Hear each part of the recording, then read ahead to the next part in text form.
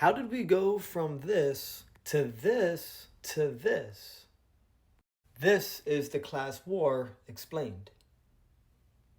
Now, class, as you may or may not know, is defined as your relationship to the means of production. And class societies have always progressed into new economic relationships because of class contradictions that create class wars in class societies. For example, in slave societies, we can see how the slave owners and the enslaved populations had conflicting interest. The conflicting interest being that the slave owners wanted to extract as much value out of the enslaved population as possible, and the enslaved population wanted to free themselves from their subordinate positions. This contradiction intensified over time into a full-blown class war that resulted in the slave owners being overthrown by the enslaved population and their sympathizers. The same is true for the feudal system. We can see how the feudal lords and the peasant populations had conflicting interest. These contradictions intensified over time, eventually resulting in the overthrow of the feudal lords by the peasant populations and their sympathizers as well. Now, currently, we're all living under a global capitalist order, and there's still a class war going on worldwide because we're all living in a class society still. You see, under capitalism, we still have two classes: the workers of production, the working class, and the owners of production, the capitalist class. Now, capitalism was created by the capitalist class so they could exploit the working class infinitely. So it works like this. In a capitalist system, you need to seek employment to survive, or you're not going to be able to buy anything. So you have to seek employment for a capitalist.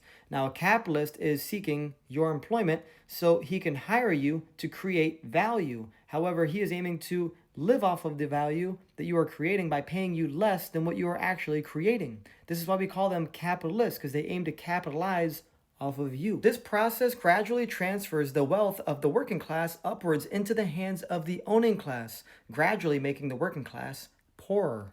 This is why unions sprung up worldwide in response to capitalist industrialization. In the United States, for example, industrialization brought riches to the owning class and misery to the working class. Workers then fought and struggled for decades to win the rights to organize, the rights to higher wages, social security, abolish child labor, 5-day work weeks, etc., which led to the US having the world's highest standard of living at the time. And this made life better for the working class, as you can see, until the 1980s when the capitalists and their politicians got together and began outsourcing all of the American companies out of the country from the 70s to the 90s into the global South countries, along with breaking down and dismantling the unions from the 60s to now. Now, they did this because the working classes in the global South did not have the unions or the laws that could protect them like we had in the West. So it was appealing for the capitalists to leave the US, move all their production into the global South, exploit the people there and their resources, to export those same products back to the Western countries at an ever-increasing rate, which allowed us to enrich ourselves at the expense of exploiting the people of the global South. This also helped contribute to the decline of the unions in the West, being that the domestic businesses could not compete with the globalized prices.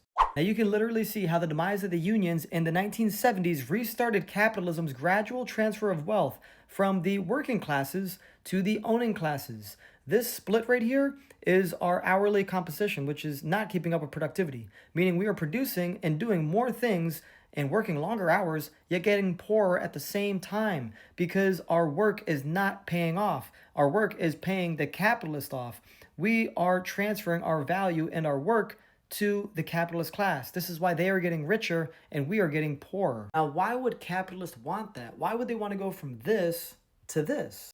Because higher wages for the working class means less profits for the capitalist class. This is the contradiction. This is a conflict of interest. This is why you cannot take working class people who simp for capitalism seriously. They do not understand their position in the class war. They simply don't.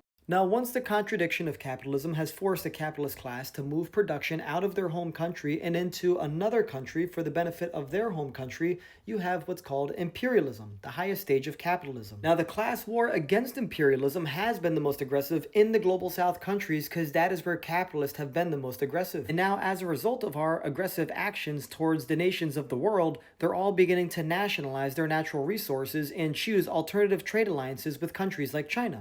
Just take a look. In just 20 years, the world has gradually moved away from Western nations like the US and towards China for better trade deals and investment opportunities, which is going to continue to destroy Western capitalism, being that Western capitalism has become dependent on imperialism for survival. This is the consequence of having a government controlled by capitalists. And as this process continues to unravel, life will get worse in the West. As a result of that, capitalists will seek fascist and nationalist policies to preserve their class interest, which is money and power. Now, if workers aim to prevent that and aim to win this class war, we have to be smart enough to realize production has to be socialized. Because the only way to end class wars for good is to progress towards a classless society. If this doesn't happen, class antagonisms will simply persist forever, no matter the economic model.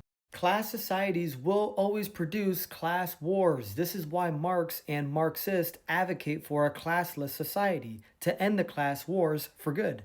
Now, achieving a classless society would create a better world. I mean, we wouldn't have the class wars and class contradictions anymore, but there would still be many other contradictions outside of class that contribute to economic development and prosperity, like the contradiction between individual incentives or collective benefits, the contradiction between planning or market forces, the contradiction between economic development or ecological sustainability, or the contradiction to the need for a centralized state or the desire for individual freedom and autonomy. You see, there's still going to be many other factors outside of class that are going to need to be addressed. But when you take the historical context along with the class war and mix it with the material conditions of your state or nation, you're able to form a dialectical materialist analysis and propose meaningful solutions that can only be tested through action to solve these contradictions one by one. And the most progressive and stable way that working class people can test their theories in action is through the exercise of state power, which is what we'll go over next. So stay tuned.